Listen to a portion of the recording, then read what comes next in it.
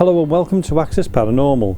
Now this week we have something special in store for you as we share 4 ghost stories from the common mystics to get you in the mood for Halloween. From the seance on 27th Street to Death by Witchcraft in Quindaro, the Mermaid's Prophecies, and finally the ghosts of State Route 31. We hope you enjoy these chilling tales, so stay tuned for more spooky stories in the weeks to come. Now over to Jill and Jennifer as we kick off our Halloween countdown.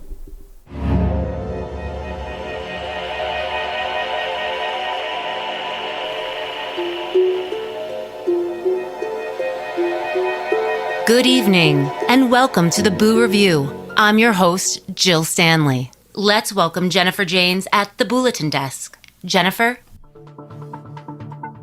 Thanks, Jill. One of the most remarkable aspects of Rochester, New York, is the complete absence of haunted houses within its limits.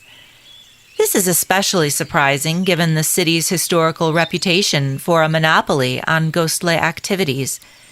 Rochester was so synonymous with paranormal phenomena that the initial crude attempts at communicating with spirits were famously known as Rochester rappings. Ironically, this past association might explain the current lack of ghostly inhabitants in the city. When the now infamous Fox sisters made their debut, the local spirits had a distinct advantage in attracting their attention. The Fox sisters, Maggie, Kate, and Leah, rose to fame in New York in 1848. Their ascent began in late March of that year when Maggie and Kate claimed to communicate with the spirit of a deceased peddler through a series of mysterious knocks and rappings within their family home. This phenomenon captivated the local community and beyond, sparking a widespread curiosity and attention. It ushered in an era of spiritualism, wherein the living sought to communicate with the dead in illustrious parlors of the well-to-do. So henceforth, no spirit could ignore the futility of haunting old, dilapidated, drafty, and uncomfortable residences to impress a limited and unwilling audience. By aligning with mediums like the Fox sisters, these ghosts could travel the world and be welcomed with respect and attention in high society, requiring only minimal effort to produce the simplest manifestations. And this new approach likely elevated these spirits to an elite class of ghostdom, making their return to their old plebeian haunts improbable. But many years ago, Rochester, New York was rotten with dusty old houses that were actively haunted by ghosts. One famous ghost set all New York agog in the 1860s. Its habitat was an ornate 3-story brick house on the south side of 27th Street. It produced the most outrageous noises, apparently by means of chains and moans and creaks. It finally took to showing itself in the upper windows at long intervals. It got into the papers, and the next evening, 27th Street presented a most extraordinary scene. As soon as it was dark, people began to pour into it, and by 9 o'clock it was crowded by a mass of wildly excited people. They would press up close to the house, shouting and calling for the ghost to appear, and then, seized with sudden panic, would rush away, crowding, screaming, and trampling each other down in their mad fright. Soon, a platoon of police cleared the streets and guarded it at either end, allowing only those who lived in the haunted neighborhood to pass their guard. Night after night after night, the police shut down the street, and night after night after night, gaping crowds peered past the police line. One day, a young woman named Susan Barry approached the police with a request to occupy the old house for an evening. Susan, a vibrant and attractive 20-year-old, worked as a domestic at the local shoemaker's shop, located across from the busiest tavern in Rochester. She was often seen washing windows and sweeping the front step of the shoe shop. She greeted every passing officer with a warm wave and a smile as they walked their beats or came and went from the tavern. The old shoemaker often lamented that his maid spent more time on the front walk waving to gentlemen than cleaning the inside of his shop. Nonetheless, he kept her around, largely without complaint, as Susan was both charming and beguiling. She was well aware of her influence on the opposite sex, and did not hesitate to exploit it. Consequently, she had a little difficulty convincing the police to grant her access to the house on 27th Street for an evening. "What do you want to be up in there for?" asked Officer Cobbs. "But, Cobby," cooed Susan as she gingerly outlined the badge on his chest with her index finger, "I want to make contact with the ghost. Then maybe I'll be famous like the Fox girls. You will help me, won't you?" Susan was a spiritualist and a devoted follower of the renowned Fox sisters, deeply obsessed with communicating with the dead. She frequently held seances in her tiny room above the shoemaker's shop. There, she and a few acquaintances would gather around a small oak table, holding hands in silence, the dim room softly lit by white taper candles. Yet no ghosts had ever graced her room with their presence. Susan was convinced that she could make contact with the spirits if she conducted a seance in the famously haunted house on 27th Street. Susan persuaded Officer Cobbs to grant her access to the old house for a few hours the following evening. He escorted her through the police barricade, accompanied by 3 friends who had eagerly agreed to join the ghostly adventure: her beau, Jacob Evans, and their married friends, Stephen and Mary Ann White. All in their 20s, they possessed the fearless curiosity of youth. None had ever encountered a ghost in person, and the prospect of a seance was exhilarating. As Officer Cobbs led the 4 ghost hunters, equipped with their satchel of gear, through the side door, he cautioned them to be careful in the old house. He assured them he would return at 10 to escort them out. Once inside, Susan and Mary Ann unpacked their gear and lit 2 lanterns. They wandered through the dusty rooms, searching for the ideal spot to stage the seance. Jacob and Stephen, trying to scare the women, made howling noises and knocked on the walls as they passed through the dimly lit rooms. However, Susan and Mary Ann were not amused by their antics. "This is serious business. The ghost won't come out if it thinks you're fooling around," Susan scolded them sternly. Stephen and Jacob feigned contrition, trailing penitently behind the ladies. Yet every so often, one of them would let out a low howl. Whenever Susan and Mary Ann turned around to reprimand them, each man would blame the other for the noise.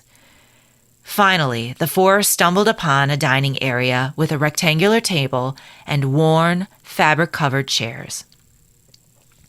Dusty, moth-eaten drapes sagged against the black windows, filtering out the dim light of a waning moon. An old gas chandelier hung still and dark from the 12-foot ceiling.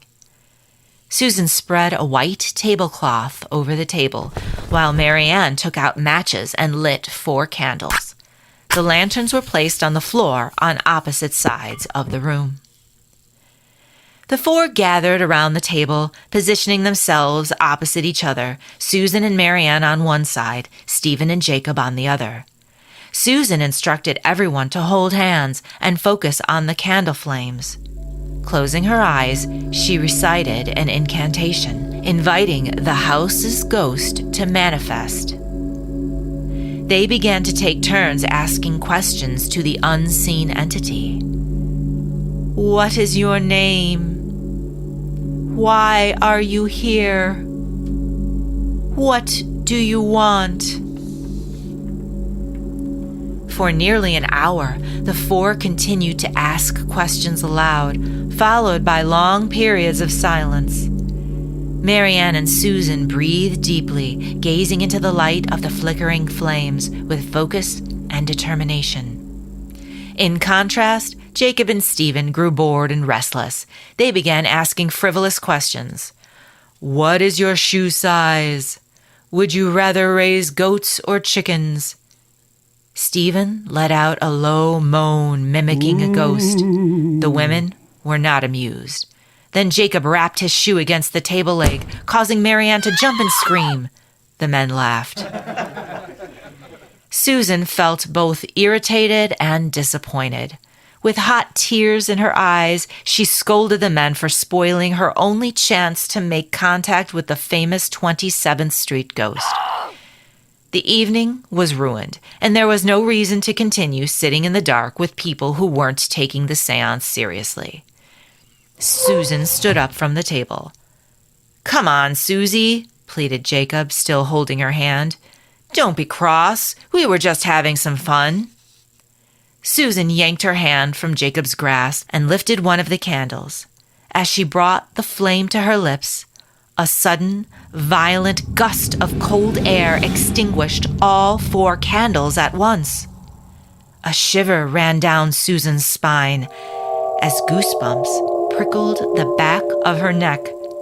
Her eyes darted to her 3 friends seated at the table, their faces masks of sheer horror, frozen in shock.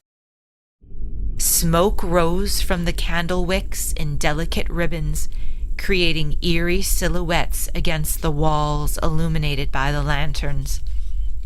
Overhead, the chandelier swung with a rhythmic creak.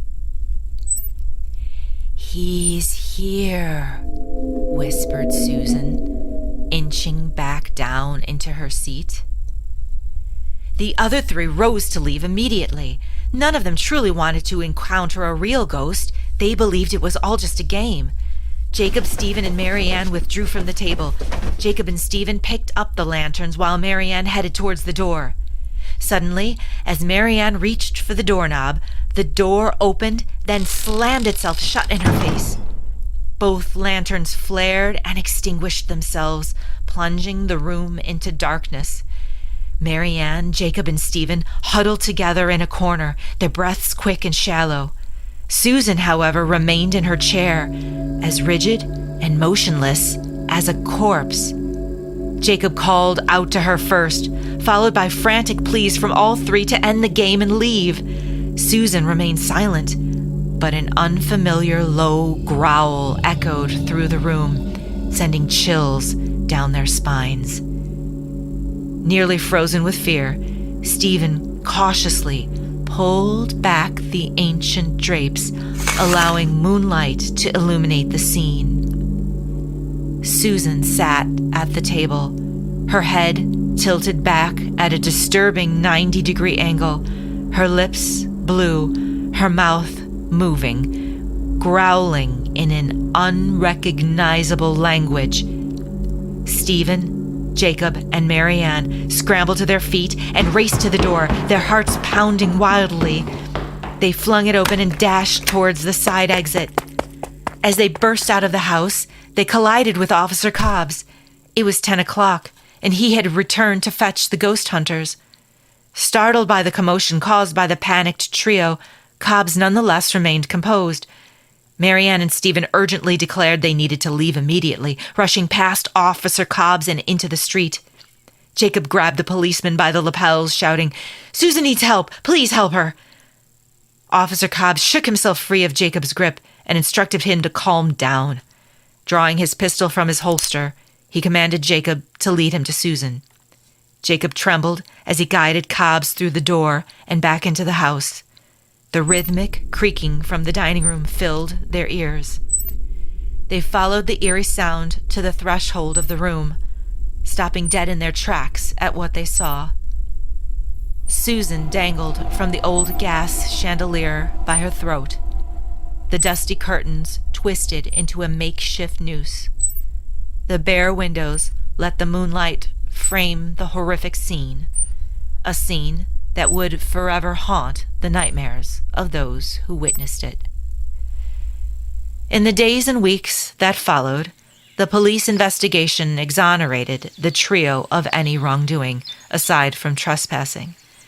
The stories of Susan's mysterious death, told and retold by the breathless crowds, only fueled public fascination with spiritualism in Rochester. This intrigue persisted until Maggie and Kate Fox publicly admitted that their spirit communications had all been elaborate hoaxes. It had been a performance. While the Fox sisters never truly contacted the dead during their seances, they introduced a new form of ghostly entertainment that continues to captivate both skeptics and believers to this day. Of course, for the rest of their days, no one could ever convince Jacob Evans or Stephen and Mary Ann White that seances were merely harmless parlor games.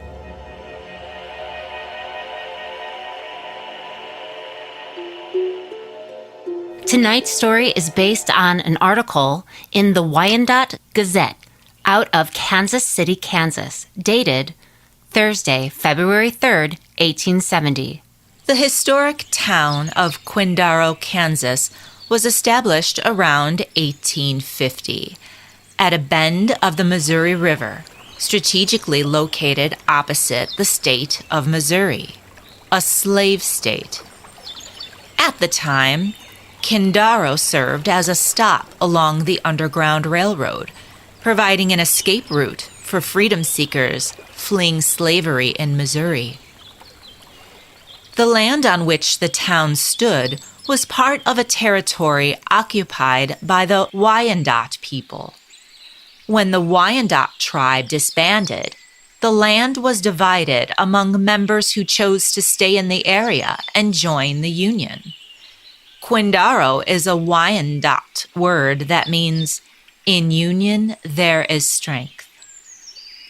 In addition to the indigenous population of Quindaro, early residents included Black men and women who had escaped slavery during the pre-Civil War era. Many chose to settle and build their homes in Quindaro, living alongside their Wyandotte neighbors. Thus, the founding residents of this Kansas town brought with them a distinctive blend of spiritual beliefs and practices. The town witnessed the emergence of religious customs rooted in African, Native American, and European traditions. Many townsfolk utilized herbs, roots, and animal magic for healing, protection, and various other purposes. Outsiders simply referred to it as Quindaro witchcraft. By the late 1850s, Quindaro had rapidly transformed into a bustling Pioneer River port town. Stores, hotels, churches, and residences sprang up across the steep terrain to accommodate its growing population. When the city charter was approved in January 1858, Quindaro boasted 100 buildings, including numerous hotels, dry goods stores, grocery stores, shoe shops, drugstores, and meat markets. Among these establishments, the two blacksmith shops, one owned by Obadiah Dale and the other by Abner Lewis, stood out for their notable rivalry, a feud that became legendary and lasted for years. No one knows exactly how their rivalry began. Some speculate that Dale's son courted, then abandoned, Lewis's daughter. Others recount a bidding war between the two over shoeing the mayor's horses. The true cause remains a mystery. However, the men shared a legendary animosity and would go to great lengths to undermine each other's success at every opportunity, using any means possible. It was said that Abner Lewis walked past Obadiah Dale's rented stable and spat on the ground at the entrance. Within 2 weeks, 6 horses became lame, and Lewis insinuated throughout the town that it was Dale's poor craftsmanship that was responsible. As a result, Dale had to compensate the owners for their injured horses. It was reported that Dale retaliated by carving an enigmatic symbol on the post of Lewis's pasture fence, after which his cattle repeatedly escaped through the broken wire. Dale then spread a rumor blaming the recurring fence breaks on Lewis's poor craftsmanship. Moreover, the stray cattle repeatedly trampled through his neighbor's kitchen gardens, devouring all the vegetables. As a result, Lewis had to compensate for his neighbor's crop losses time and time again. One day in late 1868, Abner Lewis walked by Obadiah Dale's shop. As he passed, Lewis turned and spat on the ground. From his window, Dale observed this affront and hurried outside to respond. Muttering an incantation, Dale picked up a stick and etched crude symbols into the dirt. Suddenly, Lewis collapsed onto the road, clutching his foot and howling in apparent agony. Witnesses reported that his foot swelled rapidly to an alarming size. Neighbors assisted Lewis up from the ground, while Dale observed from his shop window, muttering to himself the whole time.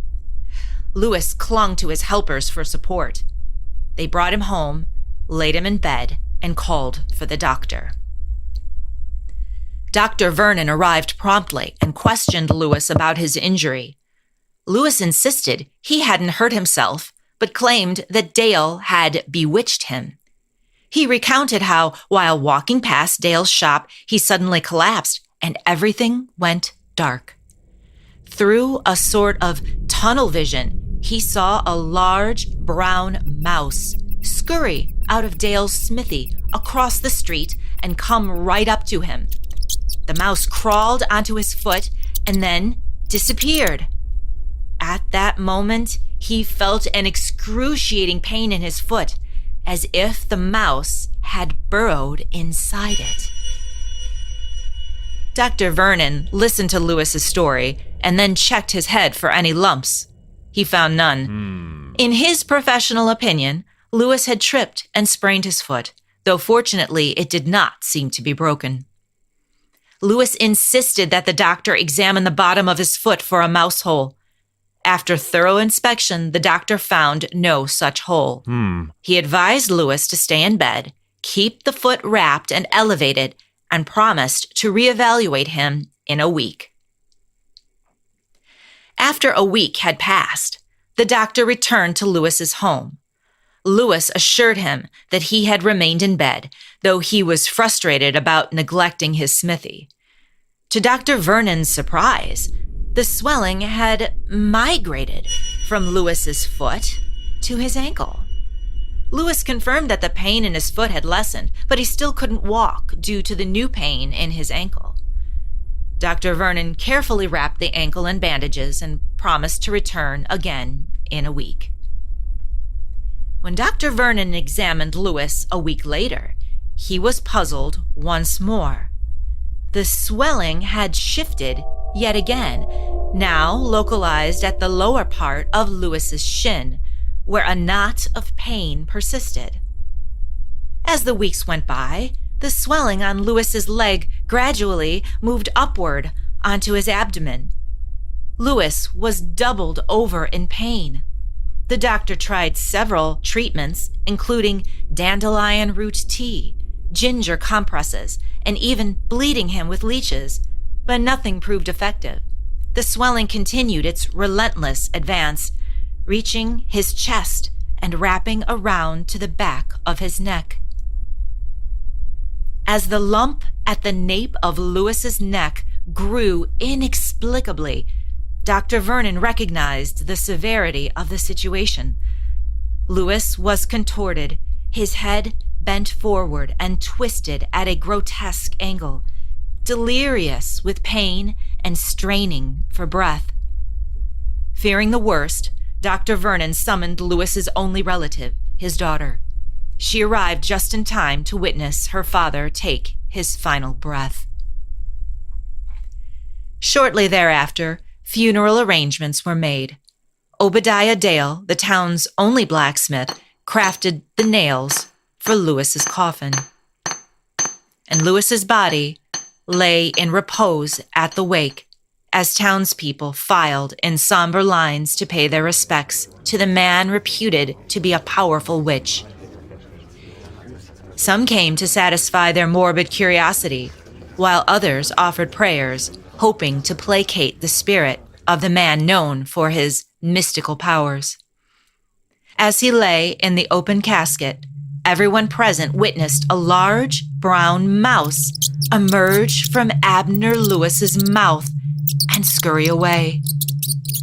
Any remaining doubt of Lewis's cause of death vanished at the sight. Rumors of a curse caused many to flee, leading to the eventual extinction of Quindaro. Today, no buildings remain where a once thriving settlement stood. However, the graves of former residents still linger on the town's outskirts. Most markers have been lost to time and the elements, leaving only stubs where headstones once stood. Occasionally, however, a rogue stone emerges from the desolation that was Quindaro, unmistakably inscribed with the words, "Death by Witchcraft." If you'd like to join our Facebook community, why not search for Access Paranormal Radio Podcast? There's always something very spooky going on the Access Paranormal Facebook page.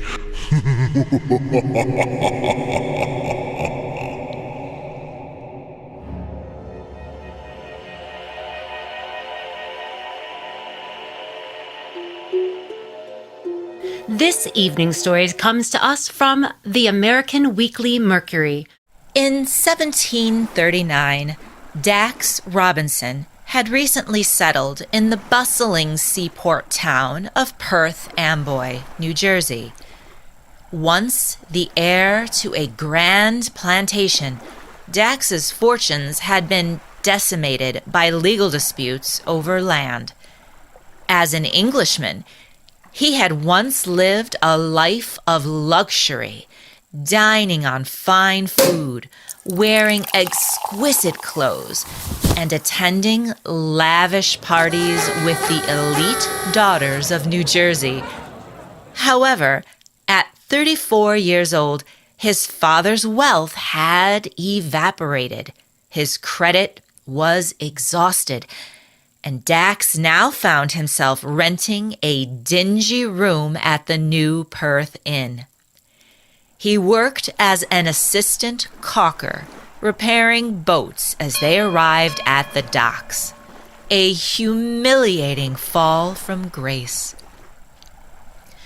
Frustrated and desperate to reclaim his social standing, Dax was on the lookout for any opportunity to amass a substantial sum of money. Dax devised a plan to strike it rich. Aware of the lucrative nature of fish hauls, he crafted a straightforward strategy. He would purchase a small sloop, harvest the ocean's finest catches, and sell them at premium prices at the fish market. With the fortune he would amass, Dax envisioned buying his own property and reclaiming the life he believed he deserved. Dax believed his plan was sound, but he faced two significant challenges. Firstly, he lacked the funds to purchase both the sloop and the necessary equipment. Secondly, his knowledge of fishing was minimal. Determined to overcome these obstacles, Dax decided he needed business partners. Ideally, these partners would be experienced fishermen, but inexperienced in city business dealings, making them easier to outmaneuver. Dax set out to find two skilled fishermen who were both naive to urban ways and had the financial resources to invest. One fateful evening at the New Perth Inn, as Dax was having his dinner, his prayers were answered. He noticed two young men who appeared to be fishermen, drinking beer and conversing in Dutch. Approaching them, he introduced himself and was relieved to discover that they also spoke English. Oscar and Niels de Groot, two young Dutch brothers, had recently arrived in Perth Amboy to work as fishermen. Despite their family's successful farm on Staten Island, they realized farming wasn't their calling. Instead, they found success in fishing, aiming to save enough to start a new life in New Jersey. Oscar de Groot, at 22 years old, was a large-framed young man with big hands and a slow wit. Despite his physical strength, he was timid and quiet. He often felt guilty for leaving his father short-handed on the farm, and his greatest wish was to make him proud. In contrast, his younger brother Niels was small and cunning. Niels hoped to earn some money and return to Staten Island to marry his sweetheart, Inga. When offered the chance to work on Dax's sloop, the brothers hesitantly agreed. They had savings to invest in the venture, and their father had enough capital, and they knew he would support them. After some negotiations over hard ale at the New Perth Inn, Dax and the de Groot brothers signed a contract promising equal shares of the profits to all three men, a contract Dax knew from the beginning he would break. Dax and the de Groot brothers combined their resources to purchase a sloop and all the essential fishing equipment for coastal ventures. They aimed to catch striped bass, known as stripers, which were highly prized in the market. Given that stripers are more active at night, the trio decided to set out one evening to test their new sloop and identify the prime coastal waters for their prized haul. The sloop glided effortlessly through the calm coastal waters at first, its sails billowing gently in the breeze. But then, the wind began to howl and the currents churned, turning the tranquil scene into a chaotic tempest and violently tossing the vessel to and fro. Dax clung on amid the spray, struggling to steady himself and his queasy stomach as the sloop rocked and pitched. Brothers Oscar and Niels battled the sails with all their might, their faces grim with concentration as they tried to keep the sloop steady. Meanwhile, Dax cowered on the deck, retching and panicking, his knuckles white from gripping the slick, wet boards. The storm raged on, each wave crashing over them more ferociously than the last, testing their resolve and endurance. But after a time, the boat steadied. In a moment of quiet stillness, Niels shouted, "Ready the net!" The sloop was surrounded by a large school of stripers. Oscar sprang into action, and the two brothers hurried to cast the net. Dax popped up and gazed at the swarming fish as eagerly as if they were gold coins. As the net plunged into the depths, clouds cloaked the moon, shrouding them in darkness. The net stretched, the sail creaked, and the waves slapped and splashed relentlessly. Suddenly, the men heard a goat's bleat, piercing through the night. Stunned, they exchanged bewildered glances. They were too far from shore to hear any land animal, but there it was again, the unmistakable sound of a goat bleating. Only this time it wasn't just a bleat, it was more of a growl, chilling and otherworldly.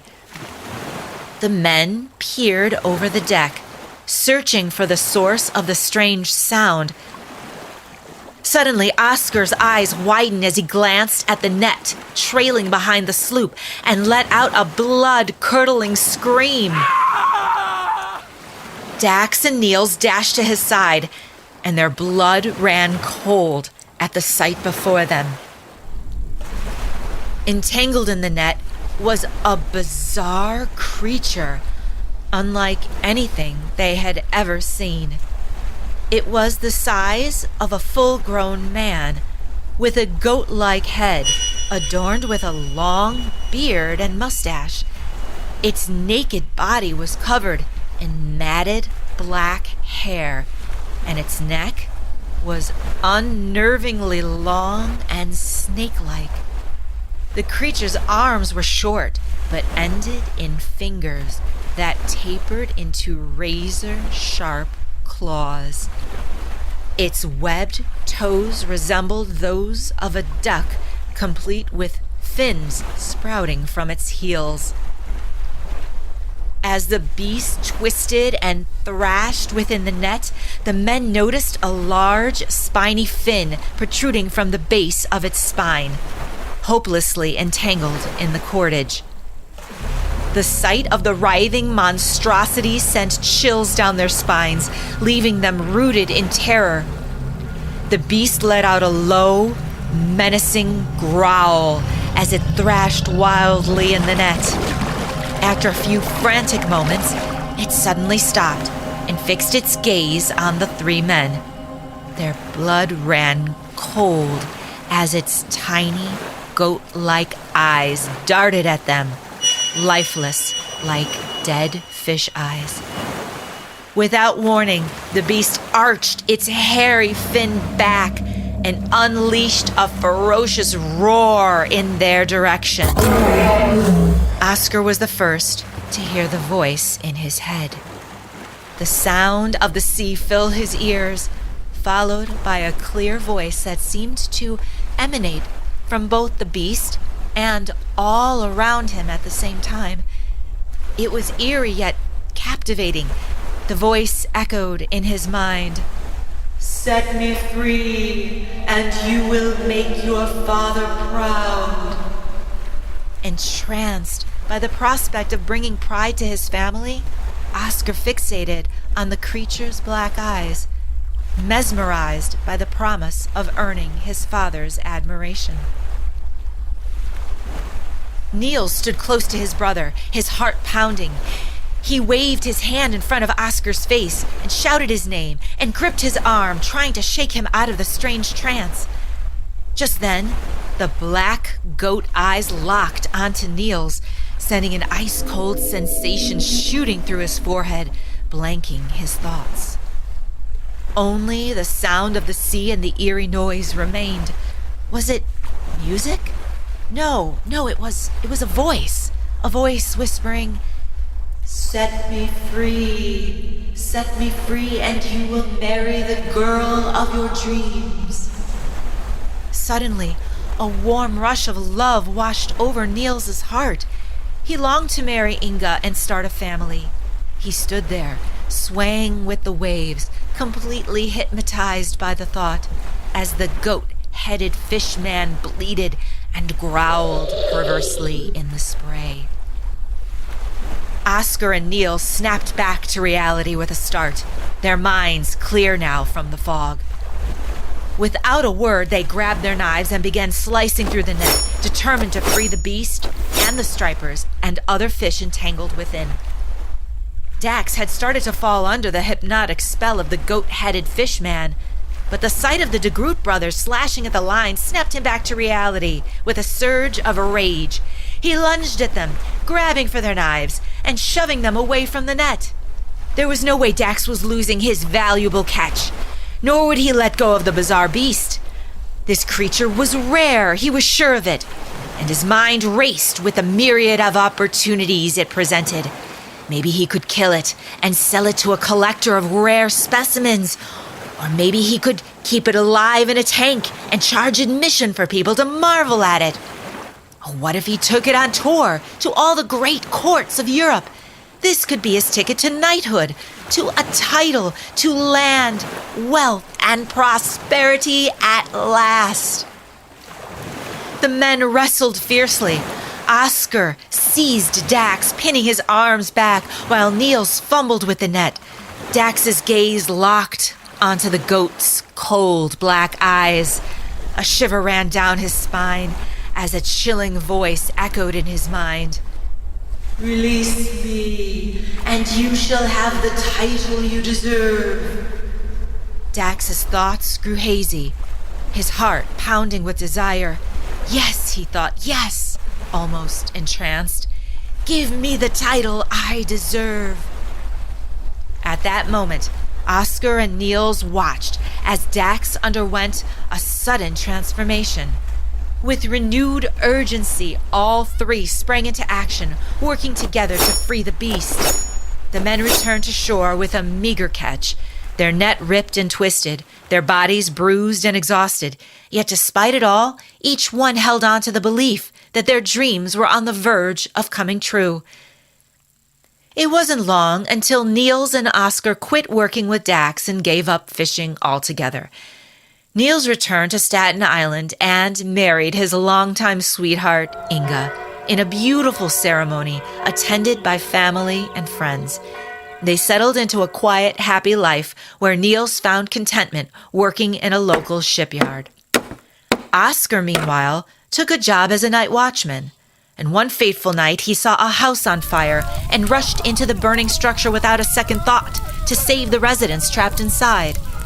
His bravery earned him a commendation from the city, and during the award ceremony, he proudly accepted the honor, with his father beaming from the audience, tears of pride glistening in his eyes. As for Dax, his ambitious fishing scheme never really took off. Despite his best efforts, he failed to turn a profit and fell deeper into debt.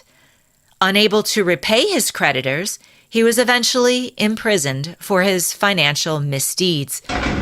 On his cell door, a small plaque read, "Prisoner 182," a somber title and a constant reminder of his fall from grace. Back to you, Jill. Well, there you have it. In the journey of life, we've seen the Dax, Niles, and Oscar's ups and downs as they chased their dreams. From Dax's ambition getting weighed down by reality to Oscar's brave move that lit up the night, we see that human spirit's resilience. Niles found comfort in life's simple pleasures, reminding us sometimes just being happy is the biggest win of all. As their paths split, we were left with a beautiful yet bittersweet reminder that every journey comes with choices that will shape us into who we are.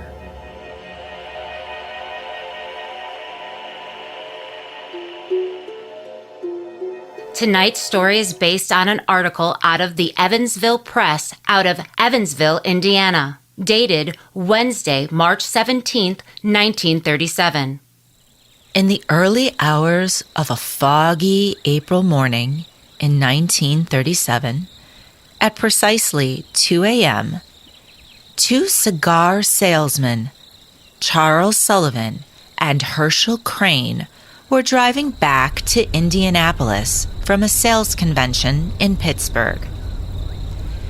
The thick fog shrouded the roads, making them treacherous. As they navigated the winding country road, Charles switched on his low beams and slowed to a crawl, carefully maneuvering through the dense mist. As they traveled along State Route 31, just outside Columbus, Indiana, they encountered an unusual sight. Ahead, on the left side of the road, stood a human figure.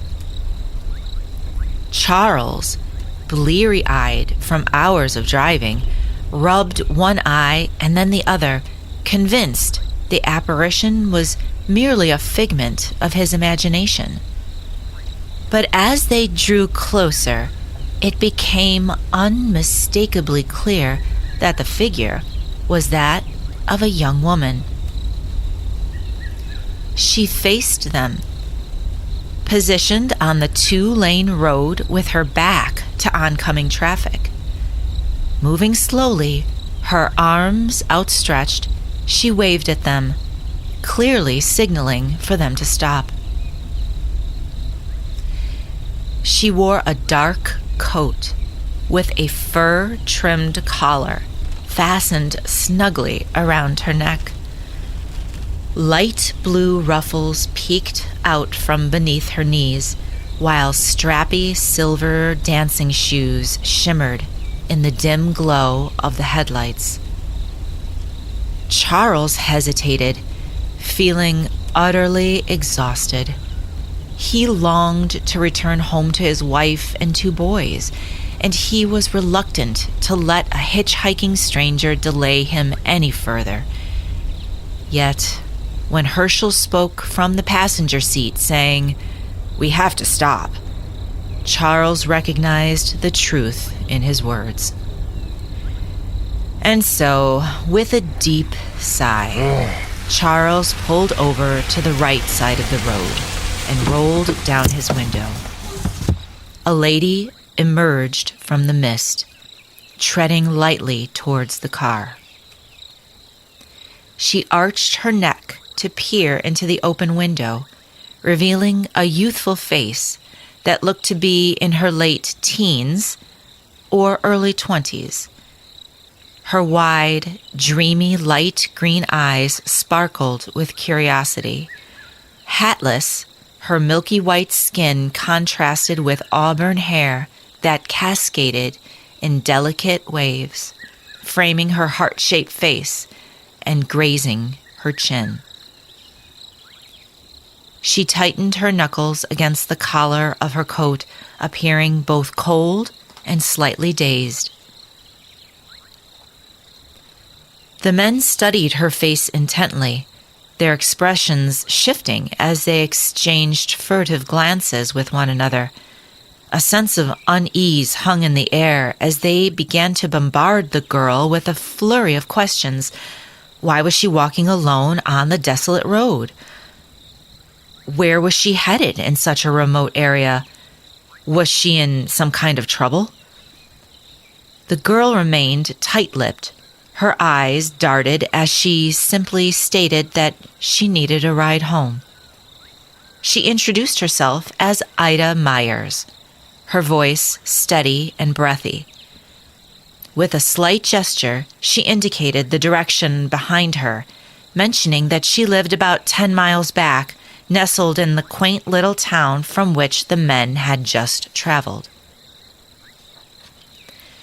Charles and Herschel both agreed to give her a ride. Charles quickly calculated that in approximately 30 minutes they would be back on course to Indianapolis. There, he could drop Herschel off at his apartment and finally head home, ideally before breakfast. Herschel climbed out of the car and carefully rearranged a large stack of cigar cases in the back seat, creating enough space for their unexpected passenger to stretch her feet during the 10-mile drive to her home. He held the door open as she gracefully settled into the seat, then closed the door and returned to the passenger side beside Charles. Charles executed a 3-point turn and made his way back along State Route 31 toward Columbus. The fog was thick and unyielding, compelling him to navigate the curves with utmost caution. As Charles focused intently on the road ahead, Herschel tried to engage Ida in polite conversation, but she remained reticent, responding only in single syllables. Approximately 10 miles down the winding country road, Ida instructed Charles to turn left at the weathered old Texas Company gas sign and stop at the second house on the right, a small cottage with a white picket fence and flowers in the garden. As they pulled into the gravel driveway, the sound of crunching stones echoed around them. Upon their arrival at the location she had pointed out, Charles glanced back at Ida with curiosity and asked, "Is this your home?" However, there was no response from the back seat, only an eerie silence that filled the air, making him wonder if she was lost in thought or perhaps hesitant to share more about her past. Charles and Herschel peered behind them, only to find that Ida had vanished. In shock, both men leapt from the car and flung open the back doors. The cigar boxes remained stacked to one side, creating legroom, yet there was no sign of the lady. Charles retrieved a flashlight from the glove compartment and inspected the back seat floor, finding no trace of the enigmatic passenger. He directed the beam along the road in both directions, sweeping it from left to right, but the thick mist proved impenetrable to the light. Herschel leaned against the car, scratching his head in contemplation. Could Ida have quietly slipped away without them noticing? The men mulled over this possibility. Ultimately, they chose to head to the house to inquire whether the young lady had arrived safely at her destination. Charles and Herschel ambled up the dimly lit front path, carefully ascending the shadowy stairs. Charles observed that the coach lights were extinguished. Had they been illuminated when they first arrived? He couldn't recall. Did they turn off when Ida showed up? He hadn't paid attention. Herschel grasped the creaky knocker and rapped it gently against the door. It took a while for signs of life to emerge from the farmhouse. A warm glow flickered through the front window at last, steadily approaching the entrance. The doorknob turned, and the door creaked open. A middle-aged woman appeared, clad in a long white housecoat and holding an oil lamp. It was clear to both men that their arrival had interrupted her slumber. Charles and Herschel apologized for disturbing her at such a late hour. They explained that they had given a ride to a young woman who introduced herself as Ida Myers, requested to be dropped off at this house, and then mysteriously disappeared. The elderly face reflected a deep understanding in the warm, gentle glow of the flickering oil lamp that cast soft shadows across the room. She raised her index finger thoughtfully, signaling a moment of pause, before turning away from the doorway. Moments later, she returned, cradling a framed portrait of a young woman with striking dark bobbed hair and luminous fair skin. The lady in the portrait posed elegantly on a plush chair. She wore a beautifully ruffled party dress that flowed around her, complemented by delicate strapped shoes. The men immediately recognized the woman in the photograph. It was Ida, the young lady they had encountered on the road. The elderly woman shared that the photograph was indeed of her daughter, Ida, who tragically lost her life in a car accident 10 years ago on State Route 31 after returning home from a party on a foggy night, reminiscent of this very night. Mrs. Myers recounted how, over the years, numerous motorists have stopped at her home in the middle of the night, claiming to have encountered her daughter's ghost. Mrs. Myers explained that many perceive Ida's apparition as a harbinger, believing she warns them of hazardous driving conditions. Mrs. Myers directed the men to the nearest inn, wished them safe travels, and gently closed the door. Charles and Herschel stood on the farmhouse's weathered front porch, their expressions a mix of disbelief and frustration. The creaking of the old wood beneath their feet added to the eerie silence of the night.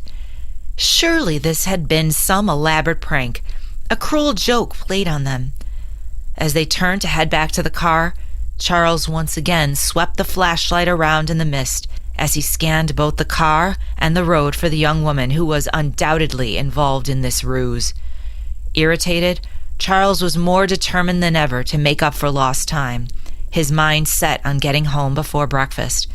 The engine roared to life, as they pulled away from the farmhouse. Mrs. Charles Sullivan was preparing flapjacks for her sons when 2 officers arrived at her door with devastating news. Her husband and his business associate had died in a car accident on State Route 31, just outside of Columbus, Indiana. Hazardous driving conditions were to blame. For more Common Mystics, check out our website, commonmystics.net. Follow us on all our socials at Common Mystics Pod. Listen in wherever you're hearing your favorite podcast, but please remember to download, like, and subscribe. On behalf of everyone here at the Boo Review, thank you for joining us and good night.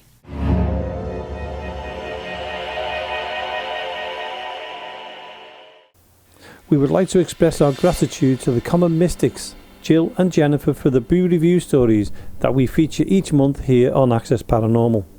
Stay tuned for more ghost stories leading up to Halloween, along with interviews and investigations. As we come to the end of this week's show, we want to say thank you for listening. We will be back next week with more from Access Paranormal. Good night. If you'd like to join our Facebook community, why not search for Access Paranormal Radio Podcast? There's always something very spooky going on the Access Paranormal Facebook page.